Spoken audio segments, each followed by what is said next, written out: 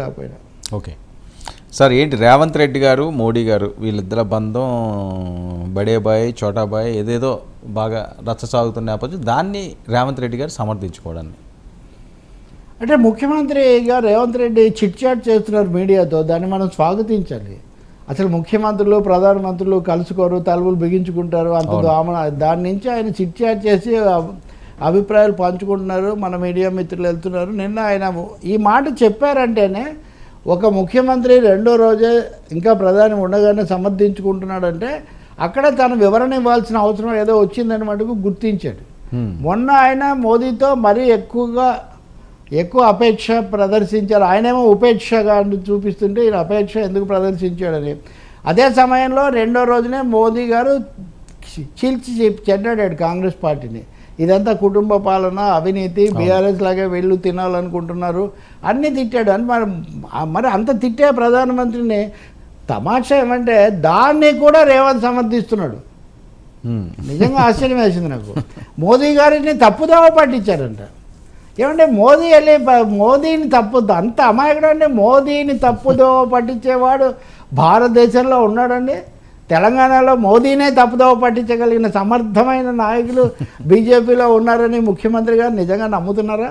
తనను సమర్థించుకుంటే ఒక విధం ఏదో మాట్లాడేశాము, రాజ్యాంగ రీత్యా ప్రధానమంత్రిని పెద్దన్నంటే తప్పేముందంటే వేరే విషయం, కానీ ఏటీఎం లాగా వాడుతున్నాడు అని తన ప్రభుత్వాన్ని ప్రధానమంత్రి బహిరంగంగా వ్యాఖ్యానిస్తే అదేదో పొరపాటు పడ్డారు, వేరే వాళ్ళు ఎవరో ఆయన వేలు పట్టుకొని నడుస్తుంటే వాళ్ళు దోవ తప్పించారు అంటాం అనేది హాస్యాస్పదం. రేవంత్ రెడ్డి సమర్థన చాలా చాలా హాస్యాస్పదంగా ఉంది. మిగిలినవన్నీ ఏమన్నా అనుకోవచ్చు. గుజరాత్ లాగా అన్నారు, దాన్ని నేను మీ దగ్గర నేనే నిజానికి గట్టిగా కూడా అన్నాను. నేను గుజరాత్ లాగా ఉండాలని కాంగ్రెస్ కోరుకుంటుందని దానికి ఒక అమెండ్మెంట్ పెట్టారు. ఏమని, గుజరాత్కు పెట్టుబడులు ఇచ్చినట్టే మాకు కూడా ఇవ్వండి అని నేను అడిగాను అని. గుజరాత్ లాగా అభివృద్ధి కాంగ్రెస్ పార్టీ నానా తంటాలు పడుతుంది గుజరాత్లో మోదీని కాబట్టి ఆయన మాట్లాడినవి వాళ్ళ రాజకీయ పంథా కంటే కొంచెం అటు ఇటు అబరేషన్స్గా ఉన్నాయి. దాని మీద విమర్శ వచ్చింది. మీరు చూస్తే కేటీఆర్ మళ్ళీ మాట్లాడేసాడు ఆల్రెడీ, ఇక్షిండే వ్యవహారాలు ఇట్లాంటివన్నీ వాళ్ళ పత్రికలో కూడా. అందుకని బడేబాయ్ పెద్దన్న అన్నందుకు లేదా నమస్కారం పెట్టినందుకు ఎవరు తప్పు పట్టరు. ప్రధానికి ముఖ్యమంత్రికి సత్సంబంధాలు ఉండాల్సిందే. కానీ ఆ మతరాజుకి ఇంకొక మాట, బీజేపీ ఇక్కడ శక్తే కానప్పుడు దాన్ని విమర్శించడం ఎందుకు అని. అంటే బీజేపీని విమర్శించిన అవసరం లేదు తెలంగాణలోని రేవంత్ రెడ్డి గారు భావిస్తున్నారా? కాంగ్రెస్ను విమర్శించాలని ప్రధానమంత్రి గారు భావిస్తున్నారు. కానీ బీజేపీని విమర్శించిన అవసరం లేదంటే బీఆర్ఎస్ఏ అంత శక్తివంతంగా ఉందని రేవంత్ రెడ్డి గారు యాక్సెప్ట్ చేస్తున్నారా? ఈ మాటల్లో ఉన్న పరస్పర విరుద్ధతను, వైరుధ్యాన్ని ముఖ్యమంత్రి గారు కానీ ఆయన కార్యాలయం కానీ గమనించడం లేదా? బీజేపీని అనని అవసరం లేదంటే దాని అర్థం ఏంటి? బీఆర్ఎస్ చాలా శక్తివంతమైందని. బీఆర్ఎస్ పని అయిపోయింది, ఇప్పుడు అప్పుడు పడిపోతుందని మళ్ళీ మీరే అంటున్నారు. అంటే ఒక పొరపాటును సవరించుకోవడానికి లేదా ఒక పొరపాటు సంకేతాన్ని దిద్దుకోవడానికి ఇంకో 4 అసంబద్ధమైన పొంతనలేని వ్యవహారాలు ఇవి తప్ప బీజేపీ చాలా ఇదిగా ఉంది. వాళ్ళు హైదరాబాద్ని కూడా ఈసారి ఎలా అయినా స్వాధీనం చేసుకోవాలని చాలా చాలా ప్రయత్నాలు చేస్తున్నారు. మళ్ళీ భాగ్యలక్ష్మి ఆలయాలు, ప్రమాణాలు ఇవన్నీ కూడా మళ్ళీ మొదలవుతాయి. కాబట్టి అప్రమత్తంగా ఉండాలి లౌకిక శక్తులు. తమాషా ఏమంటే బీఆర్ఎస్ పార్టీ మతోన్మాదం మీద పోరాడాలని చెప్తుంటే మా పార్టీని ఏం సమస్య కాదని ఈయన అంటున్నారు. కాబట్టి రేవంత్ రెడ్డి గారు మాట్లాడిన దాంట్లో సార్ వీళ్ళ అధిష్టానం ఇది చూడరా? ఢిల్లీ పెద్దలు గమనించరా? కాంగ్రెస్ పెద్దలు ఇప్పుడు రాజకీయ పార్టీల పరిస్థితి ఎలా ఉందంటే, వర్మ వచ్చినంత కానీ ఆ మాత్రం రేవంత్ రెడ్డి ఏదో నిలబెట్టాడు, అధికారంలోకి తెచ్చాడు. కాంగ్రెస్కి ఉన్నదే 3 ముచ్చటగా 3 రాష్ట్రాలు, కర్ణాటకలో ఒక తంట, ఇక్కడ ఒకటి, హిమాచల్ ప్రదేశ్ ఇప్పటికే అది ఏ క్షణంలో కూలిపోతుందో అన్నట్టుగా ఉంది. కేటీఆర్ పదే రేవంత్ ప్రభుత్వం పడిపోతుంది అంటుంటారు. నిజానికి బీఆర్ఎస్ వాళ్ళు కాంగ్రెస్లోకి వస్తున్నారు ఇక్కడ. సో కాంగ్రెస్ పార్టీకి ఈ మాత్రం మినుకుమంటున్న ఆశాదీపం కొంచెం ఇక్కడ ఉంది, తెలంగాణలో ఉంది. కాబట్టి వాళ్ళు రేవంత్ను చెప్తారేమో కానీ రేవంత్తో తగాదా పెట్టుకోలేరు. మీరు అదే మోదీ అన్నది, కాంగ్రెస్ పార్టీ లేటెస్ట్ ఏటీఎం తెలంగాణలో ఉంది అన్నాడు ఆయన. తాజా ఏటీఎం అంటే ప్రభుత్వం వచ్చింది, రేవంత్ రెడ్డి ఇక్కడి నుంచి వాళ్లకు వనరులు ఇవన్నీ కూడా సమకూర్చి పెడుతున్నారని నేరుగా తననే అన్నాడు. పాప మోదీ గారు అమాయకుడు తెలియక ఆ కిషన్ రెడ్డి బండి సంజయ్ ఏదో పక్కదో పట్టిస్తే ఆయన అన్నాడని అనుకుంటున్నారు. నేను అనుకుంటున్నాను ఎవరో రేవంత్నే పక్కదో పట్టిస్తున్నారు. మోదీ తెలిసే మాట్లాడారు. మోదీ బీజేపీ చాలా టార్గెటెడ్గానే విషయాలన్నీ కూడా మాట్లాడుతూ ఉన్నారు. పైగా రేవంత్ మాతలోకి వస్తాడని వాళ్ళు బయట తప్పు సమాచారం కూడా ఇస్తున్నారు. ఈ షిండే సిద్ధాంతాలు తీసుకొస్తున్నారు. బీజేపీ చాలా రాష్ట్రాల్లో చేసినవి చూస్తే రేవంత్ రెడ్డి పారా హుషారు అన్నట్టుగా అలర్ట్గా ఉంటే మంచిదని మటుకు నేను భావిస్తున్నాను. Okay sir, RS Praveen Kumar గారు బీఆర్ఎస్తో పొత్తు, దీన్ని ఎలా చూడాలి? దీన్ని ఎలా చూడాలి? రాజకీయాల్లో వచ్చిన మార్పులాగా చూడాలి. ఇంకోటి కేసీఆర్ యొక్క BRS come federal front come జాతీయ పాత్ర కమ్ దాన్ని పునరుద్ధరణగా కూడా మీరు చూడొచ్చు. బీఆర్ఎస్ పార్టీ కేసీఆర్ ఒక నాయకుడితో చర్చలు జరపడం ఇదే మొదటిసారి.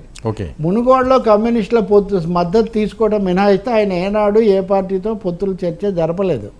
సో బీఆర్ఎస్ పార్టీ పొత్తులు 17 ఏళ్లలో పొత్తు పెట్టుకున్న సందర్భం కూడా ఇదే. మూడోది ఏంటంటే కాంగ్రెస్ బీజేపీ రెండు ఒకటే, రెండు సమదూరమే. ఈ రెండు కాకుండా మనం కొత్త కూటమి తీసుకొని రావాలి అన్న కేసీఆర్ సిద్ధాంతానికి ఆచరణ రూపంలాగా మనం దీన్ని తీసుకోవచ్చు. మాయావతి కూడా అంతే. బీహార్లో ఉత్తరప్రదేశ్లో అఖిలేష్ ఇటు ఉన్నాడు, ఇండియాతో ఉన్నాడు, కాంగ్రెస్తో పొత్తు కుదుర్చుకున్నాడు. కానీ మాయావతి గారు మటుకు రెండు ఒకటేనా, ఆమె సమదూరంలో ఉన్నారు. కేసీఆర్ నిన్న మాయావతితో కూడా మాట్లాడతానో చెప్తూ ఉన్నారు. అందుకని మరొకసారి ఆయన తన ఫెడరల్ ఫ్రంట్ ఆలోచన కొంచెం ప్రాణం పోసి, అంటే ఇప్పుడు ముఖ్యమంత్రి కాదు కాబట్టి అంత లేదు, కానీ ఇన్ ప్రిన్సిపల్ సూత్రప్రాయంగా ఆయన చేయడం ఒకటి. ఇంకోటి దళితులు కొంత వస్తారు.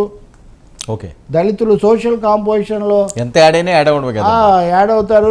ప్రవీణ్ కుమార్కు మంచి పేరు ఉంది అనేది ఒకటి, అధికారిగా ఇవన్నీ అసలు గుర్తింపు ఉన్నవాళ్ళు పోతున్నప్పుడు కొత్త వాడితో బయట అతనితో ఒక కొంచెం గౌరవం ఉన్నాయంతో పొత్తు పెట్టుకోవడం అన్నది ఎన్నికల్లో ఉపయోగపడుతుంది అనేది కూడా కావచ్చు. మీరు అన్నది కూడా ఉంది. ఓ 3 స్థానాలు వస్తున్నాయి. ఉదాహరణకు ఇండియా టీవీ చేసిన సర్వేలో ఆ 3 వస్తున్నాయి. 3 కూడా కొంత పెంచారన్నారు. ఉదాహరణకు నాకు ఎవరు అంటున్నారు, ఇప్పుడు తెలుగుదేశం పార్టీకి 10, వైసీపీకి 15 అని వేశారు అందులో లెక్క.